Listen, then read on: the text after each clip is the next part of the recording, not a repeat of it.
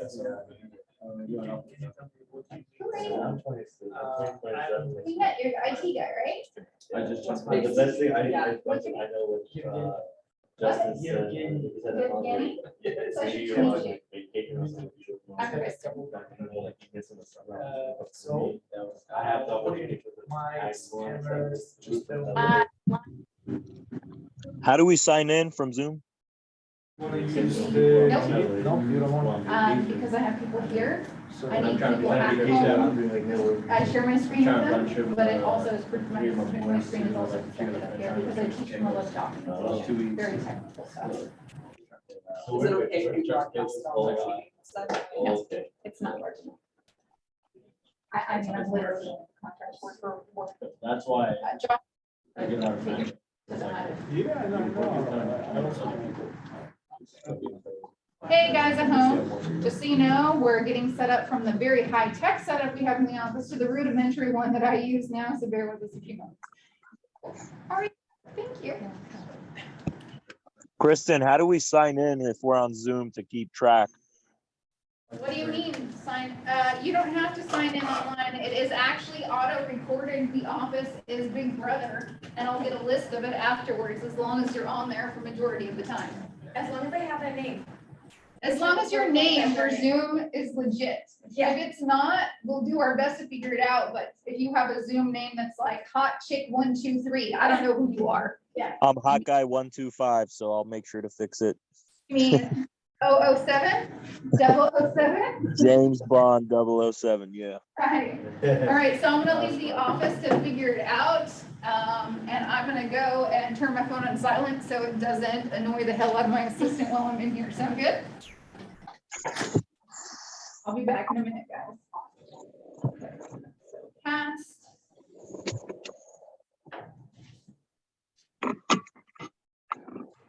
It's ready. Oh, it is. And do you need lights or? I like in between things. Lights is it? This is perfect. Perfect. But Okay. the friend that was assigned, my best friend. So you guys are the best. Netflix show for Except we are casting. We already have the capital investment, so. What? Invested. Yeah, I think so. One location is extra. Why are we not casting my screen? Sorry, It's hard now, I'm working on. Here? It's kind of late to get in the beginning. Cast, but it's Yeah, right out. because the profit's not showing, and like the market and all that, it's like how much. Oh, But, it's a hot time for it, and it's like. yeah. Is it tonight? It should be within a couple hours. So if it's ever not, reach out to Serena. Okay.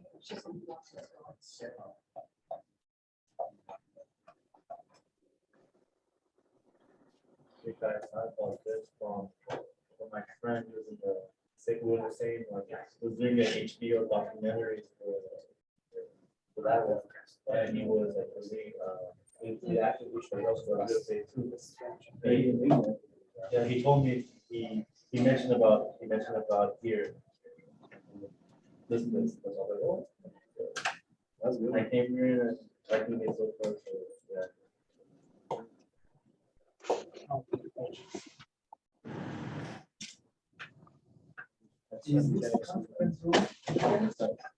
Are those automated or you actually send them? I sent an individual. This is the training room.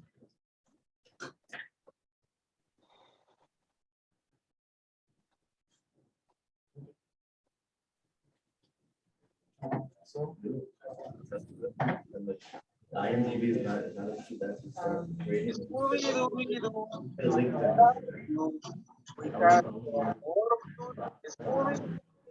Large black coffee.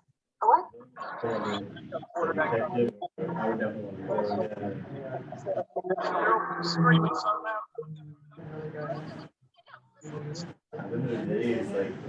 Okay, so It's like, one to two, and you get paid, or if you don't get paid, or let's say like you get credit, or the main thing, the main point that is that, the main thing is at the same time, like, you get the SAG vouchers, get the, everything that you, before I project. It's a short distance, and it's get the voucher. Like, yeah.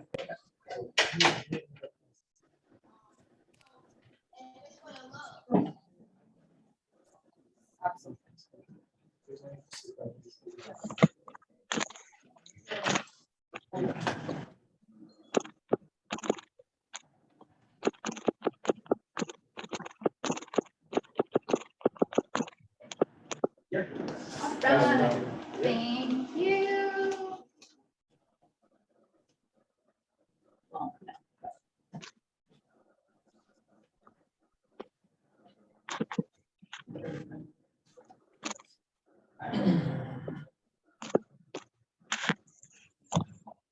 Well, actually, background.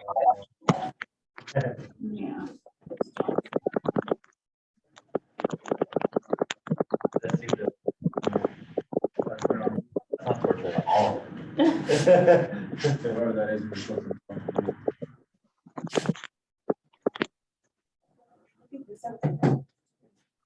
Maybe they're looking for some, or then I'll make you some popcorn before they watch this.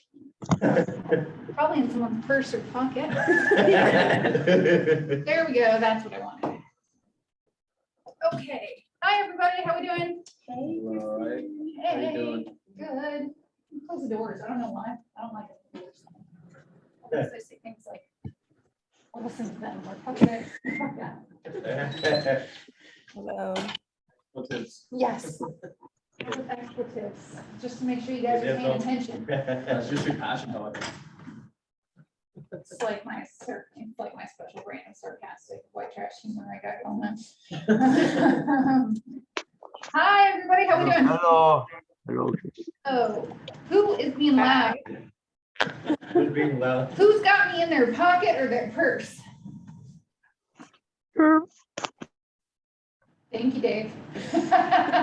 All right, so before we start the class, I like to remind everyone that I don't really pay attention to chat box. So if you have a question, you're gonna have to take your mute off and you're gonna have to ask me. I highly encourage questions. I do make mistakes. I use a lot of acronyms. I teach all skill levels at the same time. So stop me if I'm using an acronym that you don't understand.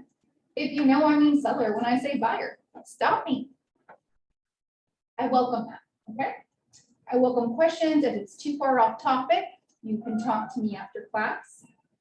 And I'll let you know if we need to move forward. So today we're going to talk about comparative market analysis. So we're going to talk about the concepts that go into it, why we might need it. Okay.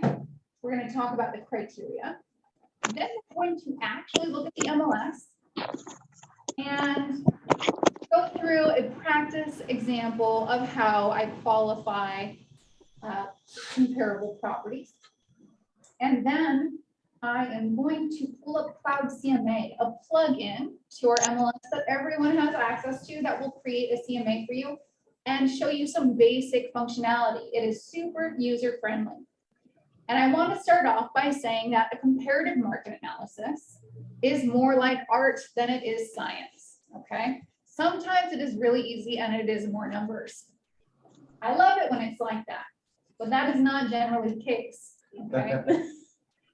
Sometimes it is not possible to find comparable property. You will run into that. I'm going to show you some rudimentary alternative methods that are our only alternatives. Okay, I'm going to generally explain the concept. Does that mean that you would be ready to use that alternative concept when it comes time? Probably not, but you'll have a general idea and you can come and ask me about it, or you can rewatch this video. Okay. Using these other rudimentary methods, these alternative methods that we're forced to use sometimes, you know, it's really important to share with your client why we're using these methods and why, you know, it gives us an idea, but it's not as accurate. And we'll discuss all of those things as well. Okay. So let's first talk about why would we need a comparative market analysis? Also, when it's more casual, referred to as comps. What would we use this for, guys? Ideas? Let's have a dialogue. Basically, for you to find out like the accurate pricing of someone's home, unlike Zillow, because for Redfin, because those are pretty general. Yeah, so, in the office here, the answer was, so that we can find out basically the value of a listing. Any other reasons we might pull comps or need a CMA? I'm just gonna be like about to submit an offer for your client. Yes, ma'am. Also to recommend accurate offer price to a buyer. Can you mute, babe? You still searching for something? Yeah, I don't know if it's just Dave or something else. Do they not make me administrator? Yeah, there should be a button where you can. Usually you need it. They're If you click used on- to. If you click on the top right, the little blue box right there, that's his name. There, the option there. No, there usually is. Dave muted himself. Sorry. I keep muting myself, but I don't know why it keeps unmuting. I'm not touching it. It's all right. Sorry for picking on you, Dave. All right. Okay. Any other reasons we might want to pull CMA?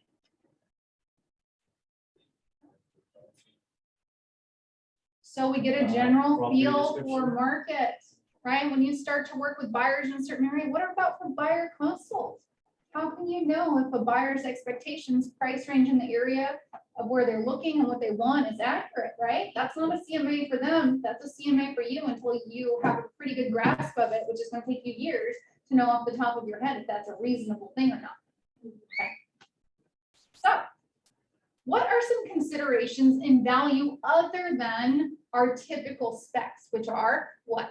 Square footage, bedroom, bathroom count, lot size, which is subjective because it's more relative to usable lot size. Your bill. Yeah, Condition. maybe your built condition. There we go. Condition. These are our basics, right? And location, right? The same house dropped in, Encino is not going to be worth the same amount, even if it's exactly the same house in Beverly Hills, right? Yeah. So Because of the view and whatnot. just because it's Beverly Hills. That's versus just Encino. location. So those are our basic specs. So based on our basic specs, let's go more into the king of basic specs, location. Why is location so indicative of value? Well, I will tell you first and foremost that my personal opinion, and I think most agents, is city services, particularly school district. Okay. What are our highest price per square foot areas in LA? Beverly Hills, Malibu, Bel Air actually is not Hollywood Hills, Culver City. Why is that? Calabasas. Calabasas, yes. Why is this, guys? Yeah, it's the fucking school. It's the school every time. I can buy a more expensive house if I don't have to pay for private school for my kids. Okay? Bel Air has one of the shittiest school districts there is. Not a lot of people with kids are living up there. And also, by the way, you think of Bel Air, you think of the mansions with a lot of view, right? There are a lot of normal houses with no views there. Yeah. And windy roads and a lot of Bel Air is not convenient to get to. Okay, so even though Bel Air could be considered a really high-end spot you want to go to, there are other considerations, right? What part of Bel Air? Is there a view? Okay, it's not just Bel Air. View is really key. Okay. Also, freeway accessibility. You don't want to be too close to big highways, right? You don't want to be right on top of the freeway or hear it or get the pollution, but you also you limit your buyer pool, right? The people who can afford these really expensive homes, if they're too far away from the freeway because they got things to do, they have places to be. And I'll give you a perfect example. I don't know how familiar all of you are, but I grew up in Redondo and Manhattan Beach. That's called the South Bay area of LA. Okay, it's not technically LA. Those are all independent cities. Also great school districts. Seeing a pattern here, independent city, good school district. Right, pattern. There is an area there at the south end, the southwest end on the coast in the cliffs and hills called Palos Verdes.